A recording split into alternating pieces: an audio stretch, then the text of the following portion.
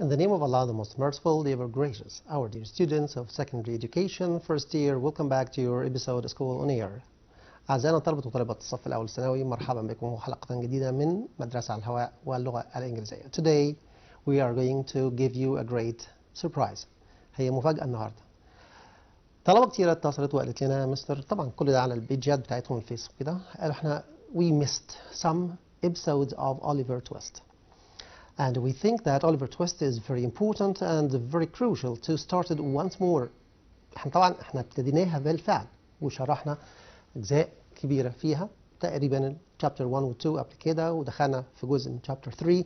But طبعا upon your request وفقا للطلبات اللي اتقالت okay, we are going to make some kind of revision, or we are going to make a short review on what we have already studied on chapter 1 and 2 of Oliver Twist. But before we start Oliver Twist, قبل ما نبتدي احنا مجهزين فيديو كليب صغير كده عشان يفكرنا الناس اللي ما لحقتش تشوف في الحلقات السابقة، تشوف الجزئية اللي احنا مجهزينها النهارده، ويمكن تعتبر this is the first time we show it to you. هنعرض لكم الجزء ده لأول مرة. ليه؟ لأن احنا كنا بنركز على حاجات معينة. المرة دي we are going to shed some light over the situation or life before Oliver Twist came to life. هنوريكم أوليفر تويست وصل ازاي للحياة. How did he come to زي ما بنقول كده earth، ازاي وصل للأرض. مش معنى كده انه كان في السبيس ودخلنا على الكرة الأرضية، لا. How did he come to being، ازاي وصل لأنه يكون بالبني آدم دوت أو اتولد. هنبص مع بعض في الكليب اللي جاي دلوقتي أو الفيديو جاي حالا مفيش ثواني بداية وصوله للحياة و how his life was hard. and مش عايز أطول عليكم، تعالوا كده نبص بصة كده سريعة على الفيديو ده ونرجع تاني. اتفضل.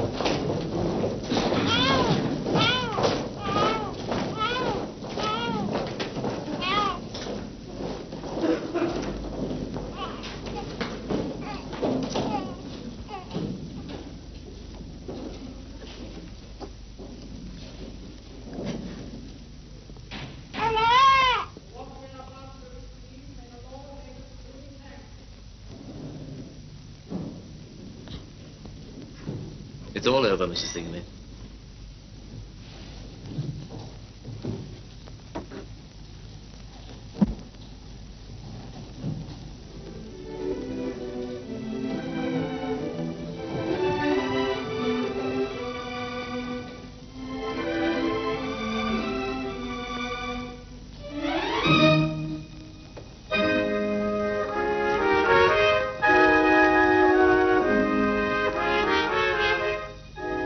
Story. No wedding ring, I see.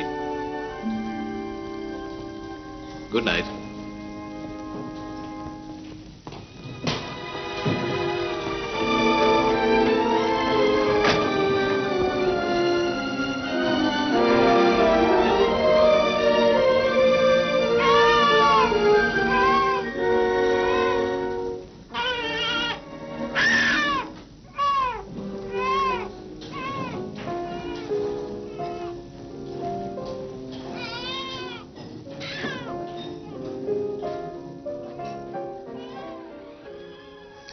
Okay, welcome back. طبعا كان نفسكم تشوفوا أكتر من كده. احنا بنقول لكم this is the first time we get you this shot.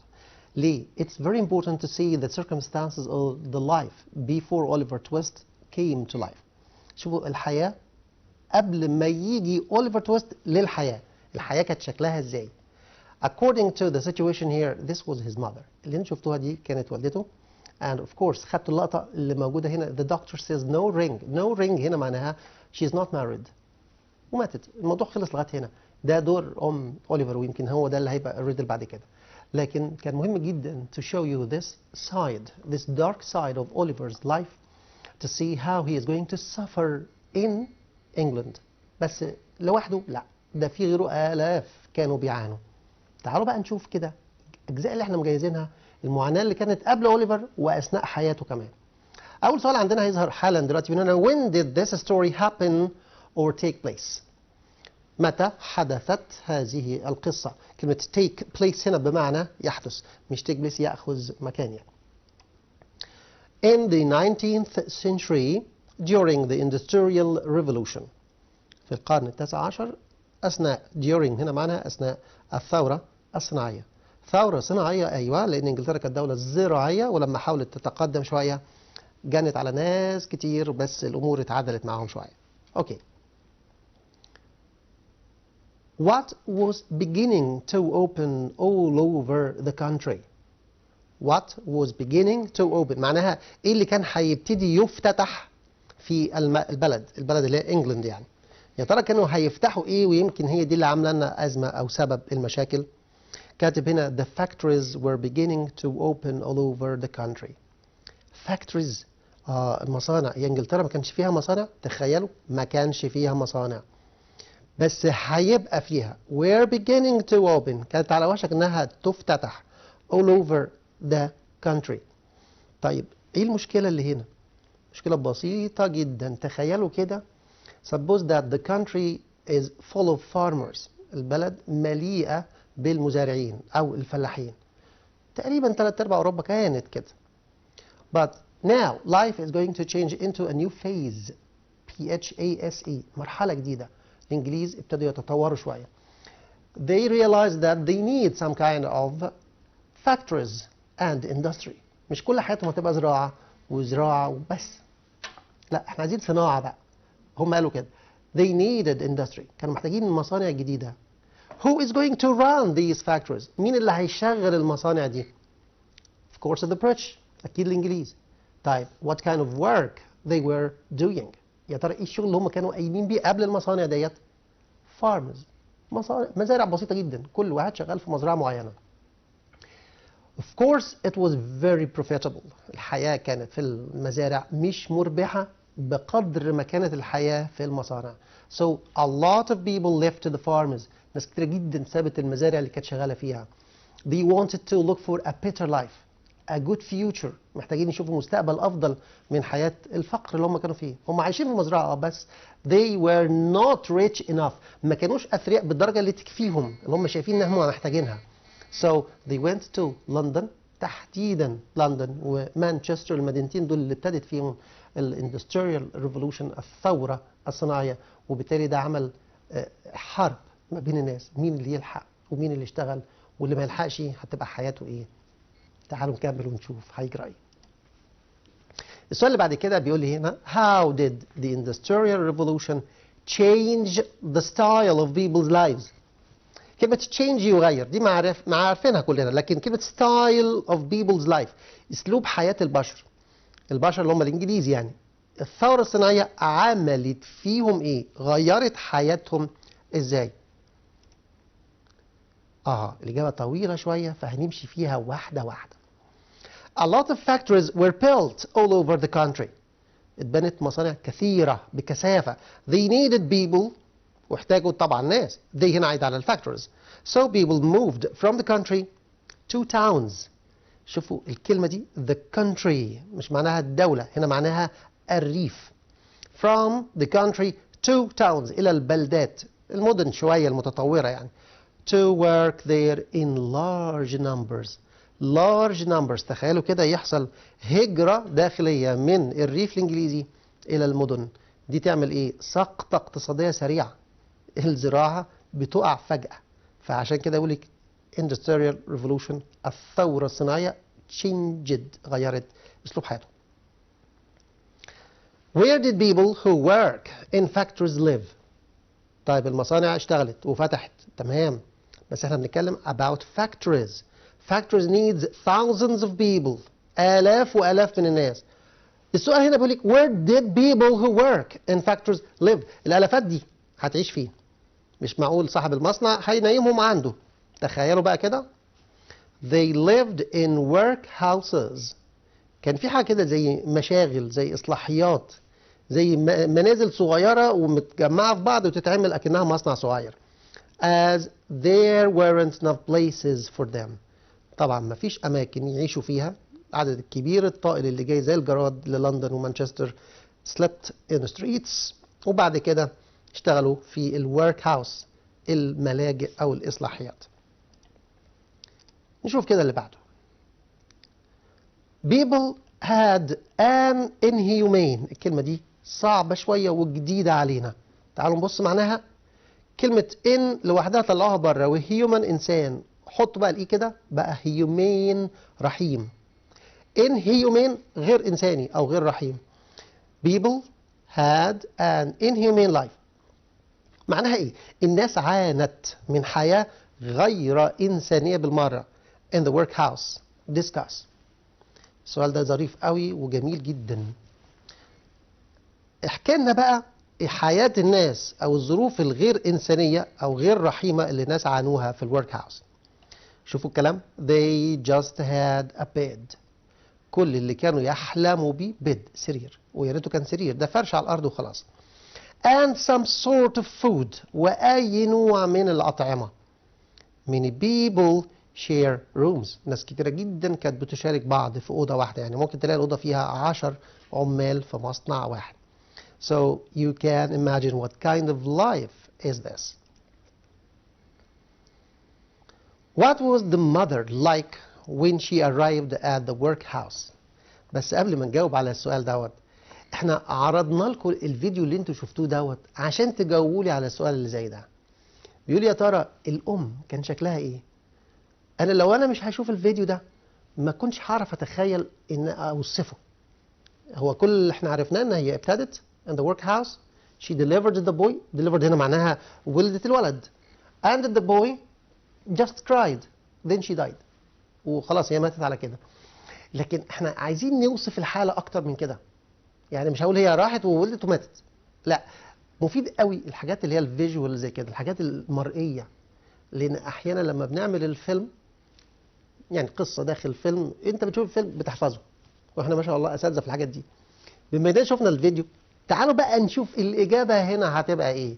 لما يقول هنا what was the mother like when she arrived at the workhouse، شوف الإجابة اللي هتطلع مكتوب فيها إيه. She was ill and weak when she came. كانت مريضة ضعيفة لما وصلت. So there wasn't any time to ask her who she was. طبعا ما كانش في وقت يسألوها انت مين وجاية منين وكده. وطبعا بعد ما توفت زي ما شفتوا في اللقطة اللي فاتت انقطعت بيها الصلة، فعشان كده كان مصير الولد زي ما شفتوا في الأورفنج أو الملجأ. What did the mother ask for when she heard the baby's cry? طبعا تاني بنقول احنا شفنا الولد بيعيط في الشريط بتاعنا او في الفيديو بتاعنا. يا ترى هي ask for ايه؟ طلبت ايه المother؟ What did the mother ask for؟ ببساطة جدا she asked to see her new baby. قالت لهم ورهولي اشوفه بس. يا ترى انتوا فاكرين؟ طبعا هو لسه اللقطة ما عدتش عليها دقايق. ايه اللي حصل بعد كده؟ She just kissed the boy. هي قبلت الولد and died. وتوفت سريعا. Why was the nurse sorry or sympathetic with the woman? ليه كانت النيرس الممرضة اللي كانت معاها في الورك هاوس sorry، وعاملين شرطة صغيرة كده كاتبين كلمة صعبة شوية sympathetic. تخيلوا لما يبقى عندي كلمة بالشكل دوت، أكيد أنا بسهلها عليك وبحط لك كلمة تانية دي يبقى ده البديل بتاعها. sorry آسف، sympathetic هتبقى نفس المعنى بس نقول أكتر من كده تدقيقا متعاطف. The nurse was sympathetic. Sympathetic هنا متعاطفة with the woman. ليه؟ ليه كانت متعاطفة معاها؟ Because she was beautiful. She was beautiful. كانت جميلة. كانت امرأة وحشة. كانت امرأة جميلة. She died when she was still young. ساعة الولادة كانت شابة صغيرة، وحتى لما قبلت الولد وتوفت كانت برضه ما زالت صغيرة، ما لحقتش يعني. So she felt sorry for her. لذلك felt sorry شعرت بالأسى. كان يعني صعبان عليها زي ما بنقول يعني. Where was Oliver sent after he was born؟ يا ترى فاكرين الفيديو بتاعنا كنا بنقوله من شوية وفي ايه والأحداث اللي فيه؟ هنا السؤال بيقول لك Where was Oliver sent after he was born؟ وهنا الحتة دي لازم نفهمكم أكتر قبل ما أقول الإجابة هنا. بصوا لي بقى قبل ما نشوف إجابة السؤال دوت. كلنا في القصة بتاعت أوليفر تويست we all know only one word. بره الإجابة خالص بقى، مالناش دعوة بالسؤال خالص، خليكم معايا بره السؤال. في حاجة اسمها work house. work house اللي هو حاجة زي المشغل أو زي الملجأ الناس بتقعد فيه تشتغل for their food and their sleep. إن هنعلمك حرفة مقابل إيه؟ your food، مقابل الغذاء بتاعك and your place to sleep in. المكان انت هتنام فيه، لان انت ما فيش قدامك خيار اخر، مش هتبقى مش لاقي وبتقول لا ما ينفعش. طيب هنا بيقول لي هو اتولد الولد فين وراح فين فيما بعد. لازم نفصل هنا بقى من اول القصه. We have two different words so you have to keep it in mind. احنا عندنا كلمتين مختلفين تماما لازم نحفظهم. كلمه work house دي شغاله معانا للاخر، لكن first work house ده المكان اللي بيشتغلوا فيه. Suppose that this is a boy يعني 3-4 أيام. هيشتغل إيه ده؟ هنعلمه إيه؟ لا طبعا. So Oliver Twist after his mother died he was not sent to the work house. هو ما راحش الورك هاوس على طول.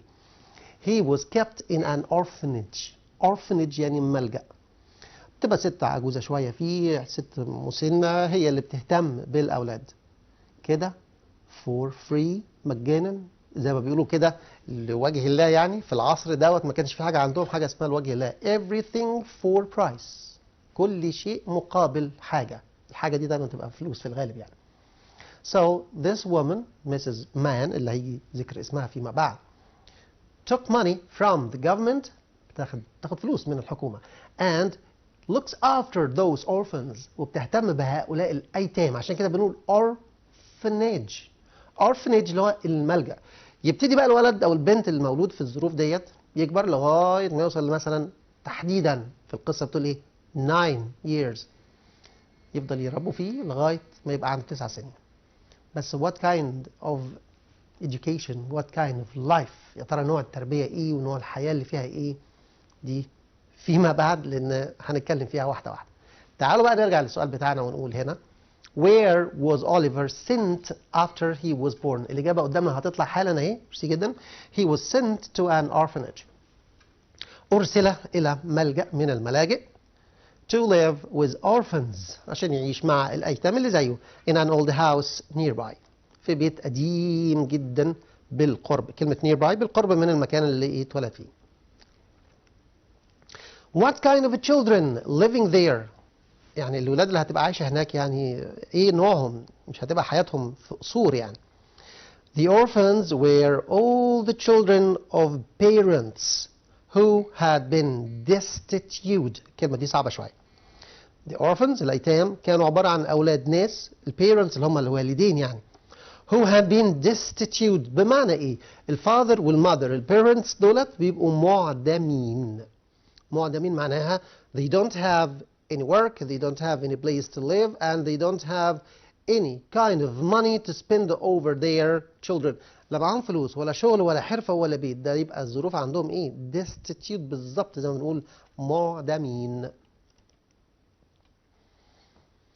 Why did the children suffer under Mrs. Man's care؟ جه اسمها أخيرا اهو Mrs. Man's care، تحت رعاية السيدة مان، مش إن واحدة لا دبل إن. طب ما أنا لسه قايل مسز مان بتاخد فلوس وبتصرف على الأولاد، يبقى السفر ليه بقى؟ يعانوا ليه؟ تعالوا نشوف ليه. Because the boys had never much to eat. ده مسز مان واضح إنها ما كانتش أمينة في الرعاية، ما كانتش بتديهم enough food. Because the boys had never much to eat, she took money for herself.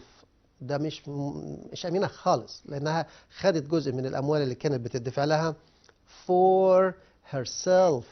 ألا هو أنا هصرف عليكم الفلوس دي كلها؟ لا، دي بقى بتاعتي، بقت تاخد شوية. and neglected them، وأهملتهم. الفلوس اللي كانت بتاخدها ما اتصرفتش بالكامل يعني. What is the workhouse؟ يطلع ايه بقى الورك هاوس؟ احنا لغايه دلوقتي بنتكلم في الأورفنج، الملجأ. تعالوا كده شوفوا الورك هاوس. It's a place where the older children from poor families were big enough to work for their food. حلو الكلام ده، بالراحة. It's a place. work house عبارة عن مكان. where the older children، شوف بنطقها ازاي، the older، ما بقولش the older، حرفين متحركين ورا بعض.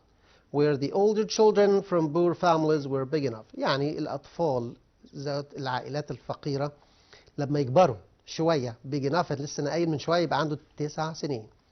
to work for their food، هيشتغل إيه؟ مقابل غذائه، يعني هيتعلم حرفة أو يتعلم شغلانة for their food. ويا ترى بقى الأكل ده يستاهل بقى العذاب اللي شافوه ولا لأ؟ هنشوف بعدين. Why did Oliver have to leave the orphanage؟ طيب عيشة الملجأ وأمرنا إلى الله، هنعمل إيه؟ بس هنا جه سؤال بيقولك طب ليه اضطر إنه يسيبه؟ هو كان في الملجأ. Why did Oliver have to leave the orphanage؟ الإجابة بسيطة جدا، لسه قايلينها من شوية، because he was 9. لأنه دلوقتي بقى عنده 9 سنين. 9 سنين دي معناها إن you are big enough to work، أنت كبرت خلاص. 9 سنين طبعا أنتوا في أولى ثانوي وعندكم 14 سنة و13 سنة، تخيلوا المعاناة اللي كان بيعيشها أوليفر تويست. وطبعا هي معاناة حقيقية لأن الكاتب بتاعنا تشارلز ديكنز شاف الحياة دي بعينيه حواليه. Because he was 9, he was old enough to work for them in the workhouse. قالوا بس يا حلو بقى أنت كبرت. Now you are old enough to work for your food. احنا لغاية دلوقتي بنأكلك ببلاش، تعالى بقى هتشتغل for، هنا معناها نظير أو لقاء هذا الغذاء. Who is Mr. Bumble؟ مين بقى مستر بامبل؟ انتوا فاكرين الأول مسز مان. مسز مان she was the woman who cared about، يا ريتها كيرد قوي، يعني ما أهملت الناس طبعا في الأورفنج. مستر بامبل ده يطلع مين؟ مستر بامبل was an official، موظف from the workhouse، ده اللي كان مسؤول على الملجأ اللي فيه الشغل بقى أو الإصلاحية أو المصنع الصغير يعني. He was an important man، كان راجل له شنة ورنة زي ما بيقولوا، ده بيشغل مئات في الورك هاوس. How did Oliver feel when he left the orphanage؟ يا ترى لما أوليفر ساب الأورفنج، أنا هسألكم بقى سؤال مش موجود هنا. How old was Oliver when he left the orphanage؟ يا ترى أوليفر لما ساب الأورفنج، ممكن السؤال ده يجي لأنه جه كتير قبل كده ومرجح يتكرر، مش صعب، مش صعب إطلاقا. How old was Oliver when he left the orphanage؟ كان عنده كام سنة لما ساب الأورفنج؟ في ناس تقول 7، في ناس تقول 8، هقول لهم لأ، أنا لسه قايلينها من شوية. He was 9. especially 9. ليه خاصة 9؟ لأن هم بيعتبروا في الفترة ديت 9 years old. شوف أنا بقولها إزاي؟ 9 years old، ال9 سنين دول is enough to learn a work or to learn a craft. أنت بقى عندك 9 سنين، you are old enough to work، أنت كبرت خلاص، تعال عشان تشتغل. 9 سنين ده المفروض لسه بيلعب في الشارع مثلا، بلاش الشارع، يلعب في الحضانة أو كبر شوية على الحضانة. لكن هنا بنتكلم على حياة الاندستريال ريفولوشن، الثورة الصناعية دمرتها، خلصت على الإنسانية اللي موجودة عندهم. هنا بقى بنتكلم لما وصل للأورفنج وكبر وبقى عنده 9 years old and this is the time that he should go to work in the workhouse. هو هينتقل من الأورفنج to the workhouse. أي حد يحط نفسه مكان أوليفر تويست. How he is going to feel about this change. This is a radical change. ده تغير جذري. يعني ايه راديكال؟ جذري تماما، من اول المكان اللي انت عايش فيه لاصحابك لكل اللي انت عايشه وشايفه كده to another place completely different. Remember you are going to live in a place that you have no friend there. انت رايح مكان مالكش اصحاب فيه لسه. ليه؟ لان كلهم سبقوه وراحوا اكبر منه طبعا، فهو الوحيد اللي لسه 9 سنين. ف he is going to leave his friends, all the people he knew about in the orphanage and going to switch into the workhouse. تعالوا بقى نشوف الإجابة بتاعت السؤال ده ايه. How did Oliver feel when he left the orphanage? He was sad to leave his friends and the building he had ever known. زعلان جدا وكان يبكي طبعا لأنه سايب أصحابه والمكان اللي هو الوحيد اللي عرفه. شوفوا الحتة بتاعت the building he ever known، انه لم يسبق له ان يعرف سواه. ايه ده؟ ده معنى كده دول ما بيتفسحوش. لا، ده مش بيتفسحوش، ده ما بيشوفوش الاسفلت بتاع الشارع. يعني تقريبا هم عايشين طول حياتهم داخل البيت دوت، لو عايزين يتفرجوا على الشارع من خلال الويندوز، النوافذ. How was Oliver's life in the workhouse hard؟ هو السؤال ده جميل جدا، وله برضو فيديو كليب هنوريه لكم كمان شويه. يعني قبل ما نجاوب على السؤال احنا مجهزين فيديو ليه تحديدا او خصيصا للحته دي. ليه بنعرض لكم الكليبات دي كده؟ عشان دايما بنلصق الذاكره بتاعتنا. الفيجوال ايد ده بنسميه مساعده بصريه. يعني المستر لما يخش يقعد يشرح انا هسرح، في حاجات هتفلت مني. لكن هنا لما اجيب لك بقى كليب صغير، مشهد صغير على السؤال ده، اوتوماتيك هتشوف اجابته. عموما مش هنجاوب عليه، وتعالوا نتفرج كده الاول وبعد كده نجاوب فيما بعد. اتفضل.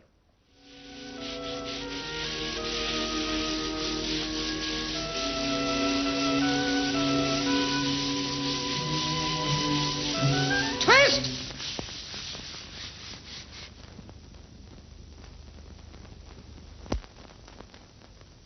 Come here!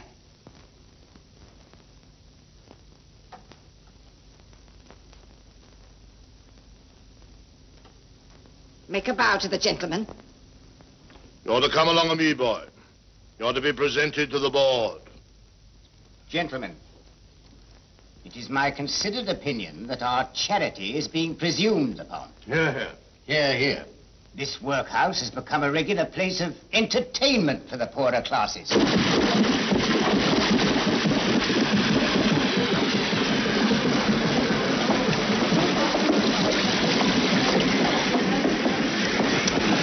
Gentlemen, it is our duty to set this to rights. We'll stop it in no time. Yeah, yeah. Come in. Case number 6. Bow to the board.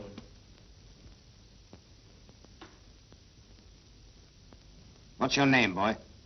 Oliver. Oliver Twist, sir. You know it's your birthday? No, sir. Boy's a fool. Boy, listen to me. You know you're an orphan? What's that, sir? Boy's a fool. I thought he was. Hush. You know you've got no father or mother and were brought up by the parish, don't you? Yes, sir. I hope you say your prayers every night Yes, sir. and pray for the people who feed you and take care of you. Yes, sir. Well, you're going to be educated and taught a useful trade. You'll begin to pick oakum tomorrow morning at 6 o'clock.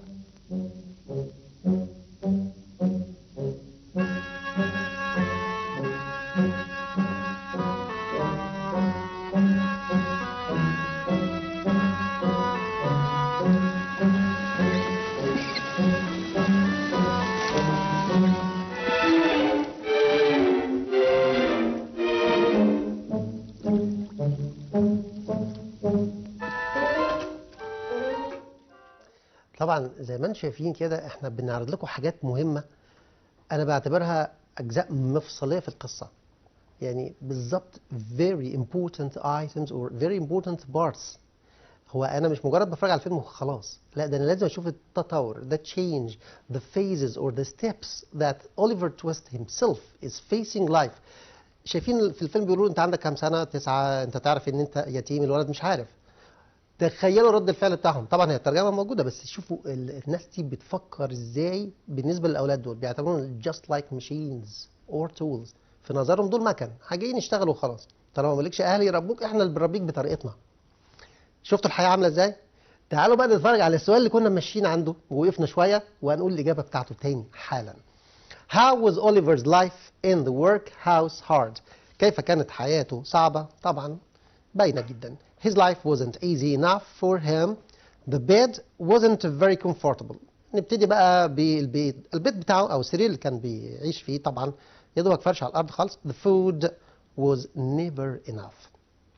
الطعام اللي هم كانوا بيأكلوه للأولاد دايما ما بيكفيش.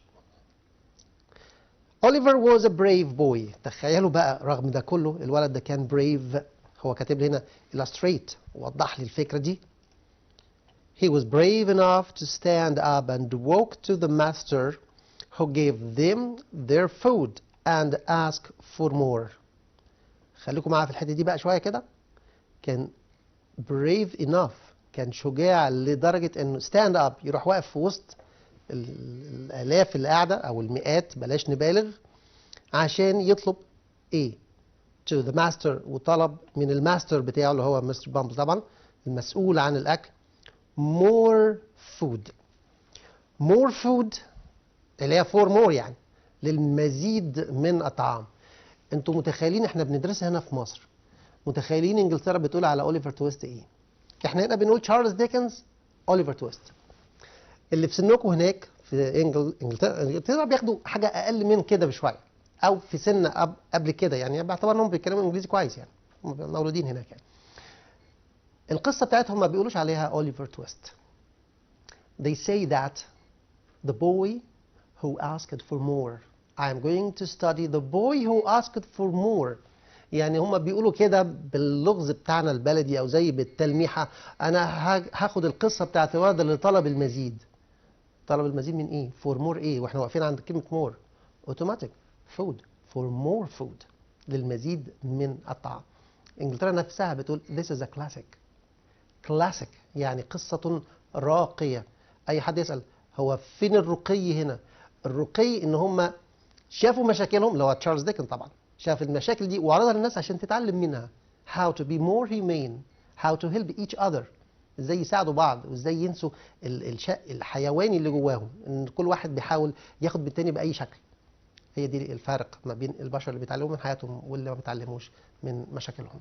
تعالوا بقى نرجع نشوف الاسئله اللي بعد كده. كاتب هنا سؤال ظريف قوي. how did the master feel about Oliver's request؟ الماستر الرئيس بتاعهم او المسؤول عن المكان اللي هم فيه شعر بايه بمجرد ما اوليفر قال له please sir I want more، انا عايز شويه كمان. the master was furious. كلمه ايه؟ furious احنا ممكن نقول angry، لكن غضبان وياخد في نفسه ويمشي، لكن كلمه furious معناها he was at a rage، كان في شده الغضب. No one had ever asked for more before. ليه؟ ببساطة ما حدش طلب حتة زيادة والنبي، أو عايز حبة كمان. حبة كمان دي مش موجودة عندهم في القاموس. رد الفعل كان عنيف. How did the managers of the work اللي انتوا شفتوهم قاعدين على الترابيزة دول، المديرين بتوع العمل، housework or the workhouse decide about Oliver؟ يعملوا إيه في ولد زي ده؟ عايز مور، قال عايز مور، مش كفاية اللي هو فيه؟ They said if he was not happy with their generosity he must leave. شوفوا الكلام، كلمة generosity يعني كرم، بيقول لهم لو هو مش راضي بكرم ضيافتنا he must leave، يبقى الولد ده لازم يمشي. هي دي كرم ضيافة؟ شوية الأكل البساط اللي انتوا بتقدموا للأطفال دول. What did the message that was on the door say؟ تخيلوا بقى الملجأ يعمل ايه او الورك هاوس يعمل رسالة صغيرة على الباب. كاتبين It said، it هنا معناه المسج الرسالة. It said that the workhouse would give 5 pounds. 5 جنيه مبلغ كبير على فكرة في الفترة دي. الملجأ هيدي 5 جنيه لمين؟ لمن يهمه الأمر زي ما احنا بنقول. To anyone who could take the boy away from them. للي عاوز ولد يجي. طبعا هي مش مكتوبة بالشكل ده قوي، لكن موجودة بشكل تحفيز. ال5 جنيه ديت عشان اللي عاوز ولد يساعده as an apprentice، يعني صبي أو متدرب عند أي صنايعي ملي في البلد. 5 جنيه طبعا حاجة تشجع أي صنايعي. What did Mr. Bumble do to make sure that other boys wouldn't ask for more food؟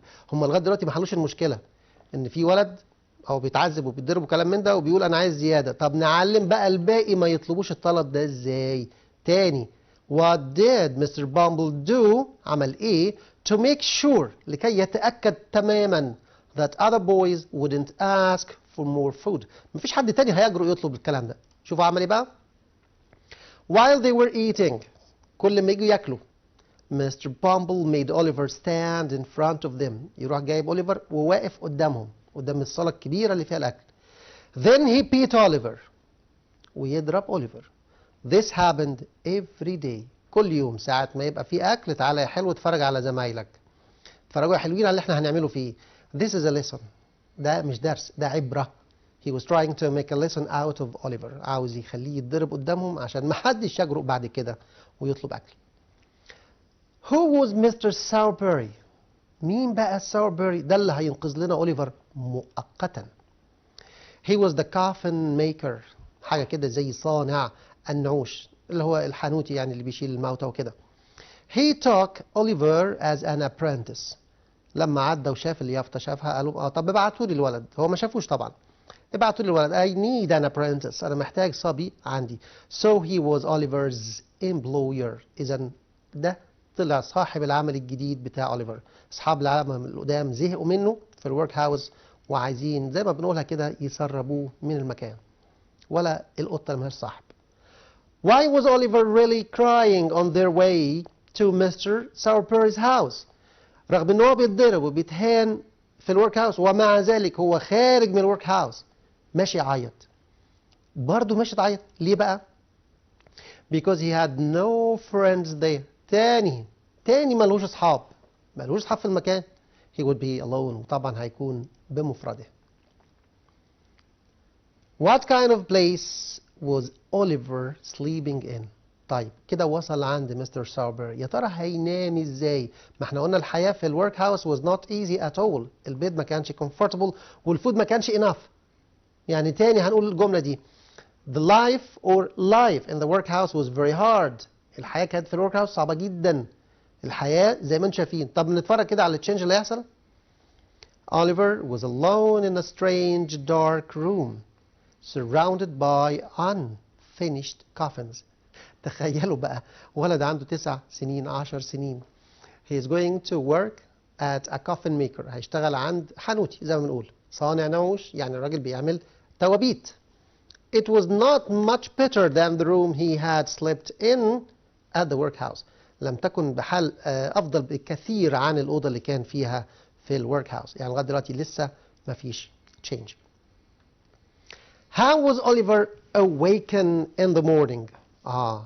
هو دخل ونام. يا ترى ده هنصحيه ازاي؟ تخيلوا لو احنا عايشين في الورك هاوس. مدرسة عندنا بتضرب جرس عشان نطلع الفصل ونطلع من الحصة ونروح وهكذا فسحة وبريك وكده. الورك هاوس بتاعنا هنا كان الولاد بيعملوا مشاكل مع بعض فكانوا عشان يصحوهم they had to use some kind of bell. كان نوع من أنواع الأجراس. فكتب السؤال بقى how was Oliver awakened in the morning؟ هو نام خلاص وربنا عداها على خير الليلة دي. شوفوا كاتب ايه. Oliver woke up on the sound of someone kicking the shop door. خدتوا بالكم من كلمة kicking the shop door؟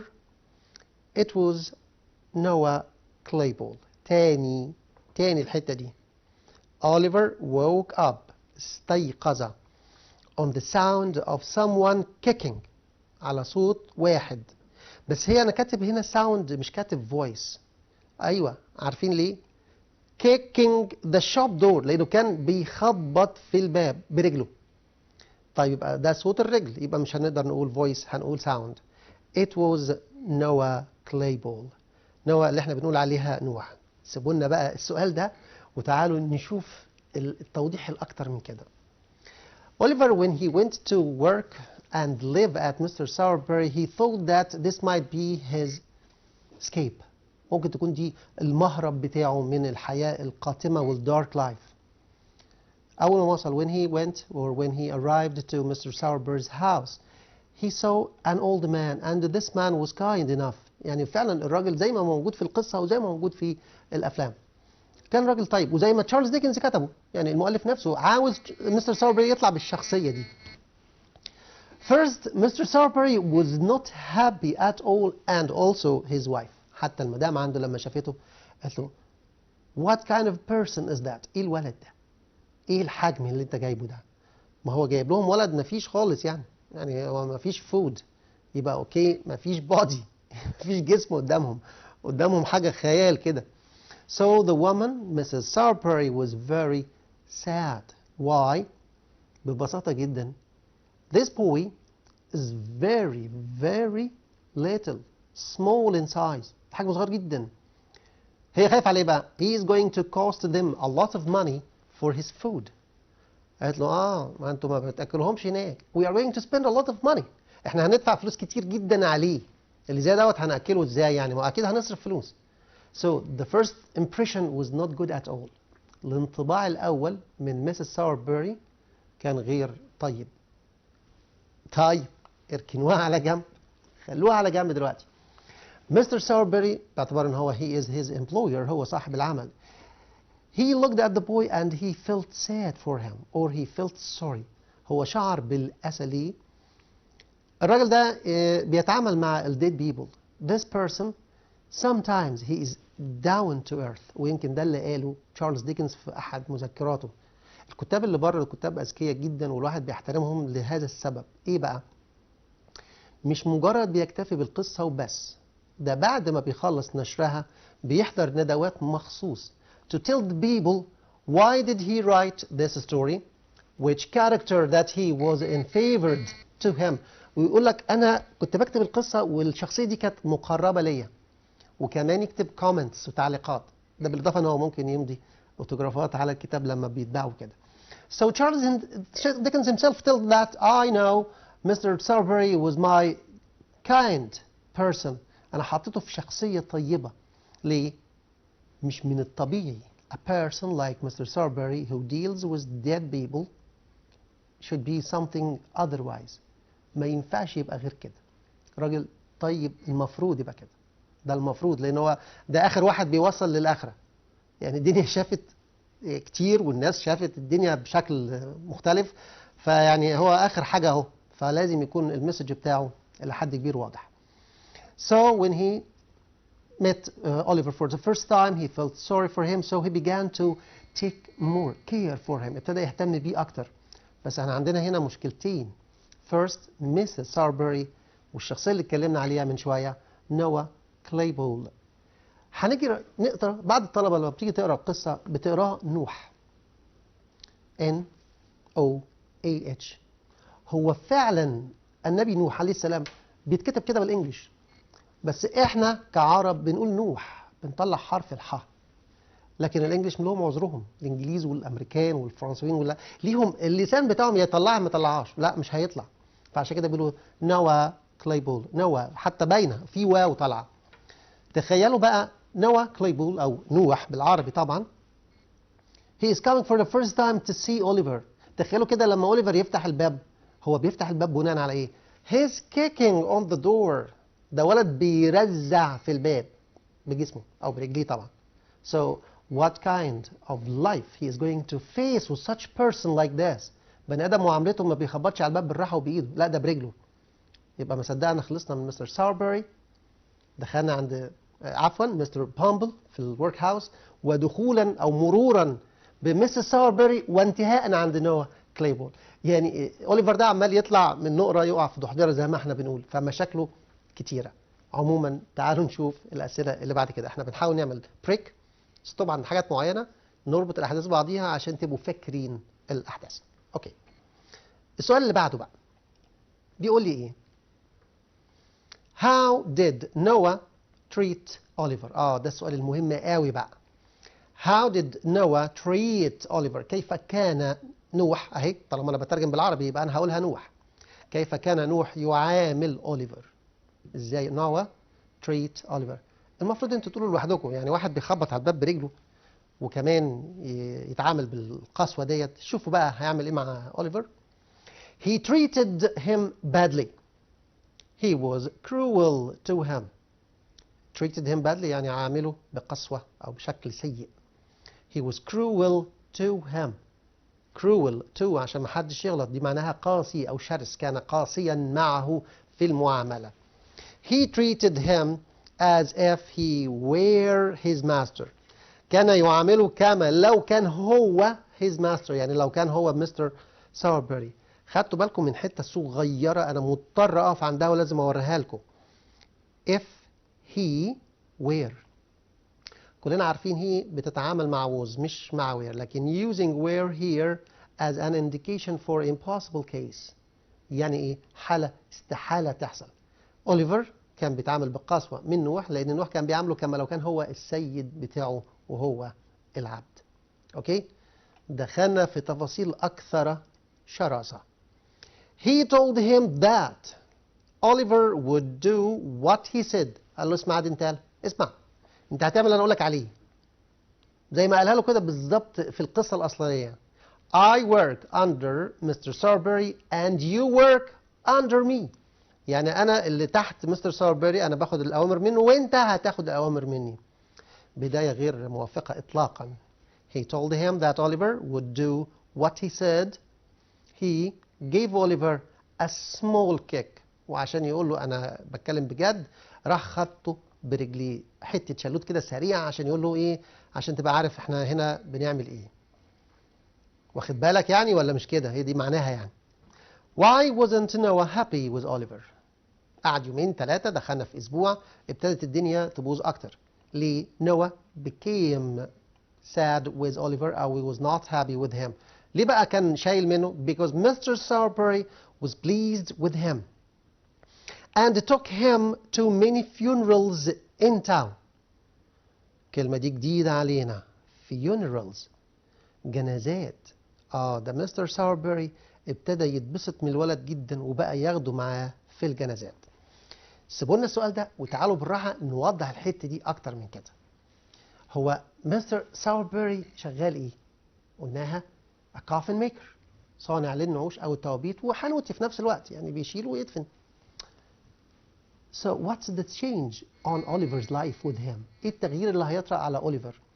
عشان تعرف إن الراجل ده كان very kind، كان عطوف جدا، وكمان very smart، كان ذكي قوي. He realized something very important in his work. أدرك شيء مهم جدا، هي كانت فايتة عني إزاي الحكاية دي. ده مستر ساربري.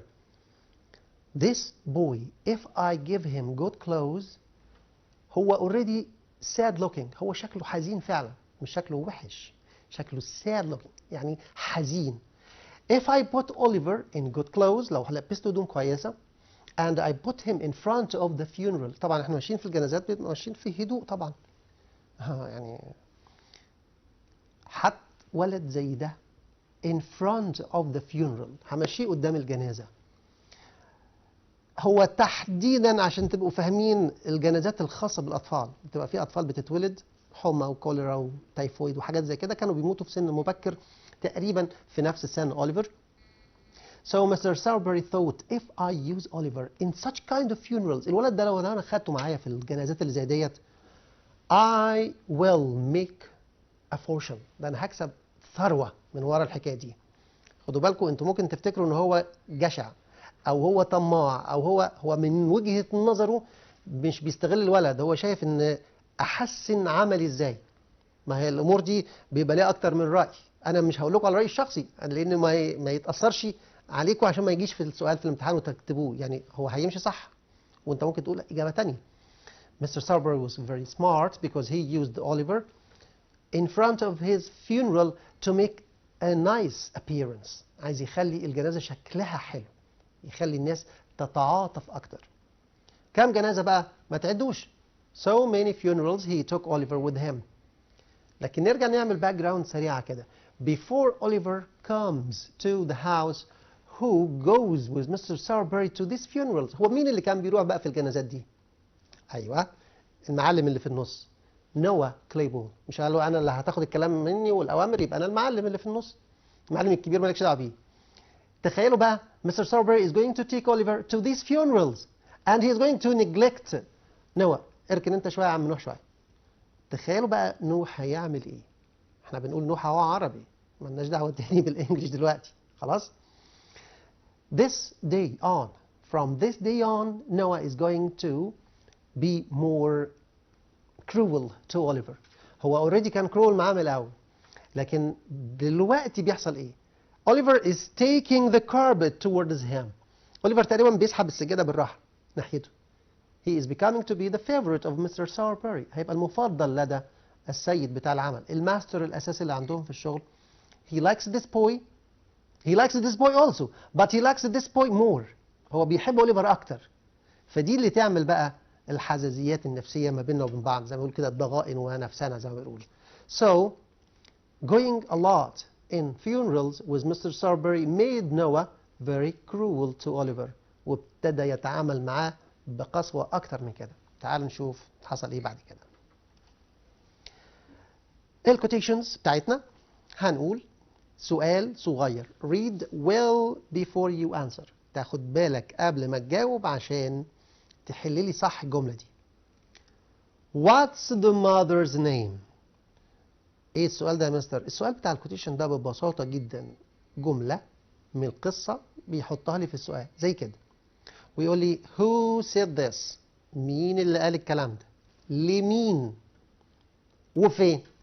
يعني انا المفروض ابقى عارف الشخصيات اللي بتتكلم مين مع مين والمكان وايه الظروف بتاعتنا.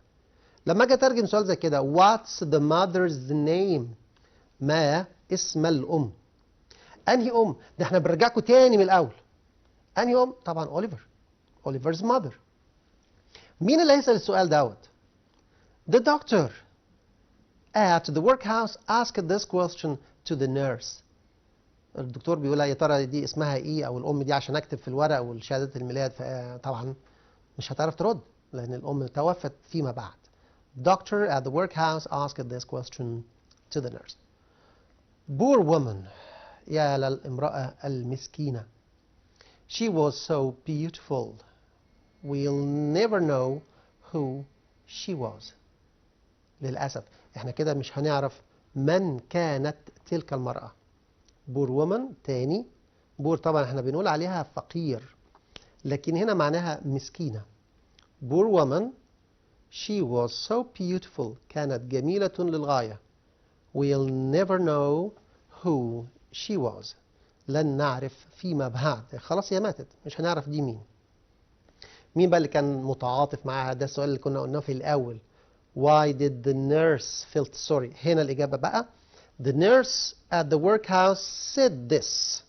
النيرس اللي كانت قالت الكلام دوت ليه؟ As Oliver's mother was too young and beautiful to die. لأن الأم كانت يعني أصغر أو يعني هنقول كانت صغيرة، ما كانش ينفع تموت في هذا السن. طبعا دي أعمار بيد الله، لكن تشارلز ديكنز غاوي يحط لنا شوية سسبنس.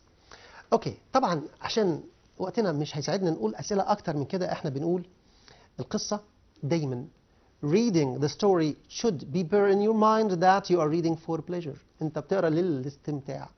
ده المصطلح الطبيعي في اي دولة في اي مكان، وهنا برضو عندنا نفس الكلام ده. حب الشيء دوت عشان الشيء دوت يلتصق في الذاكرة.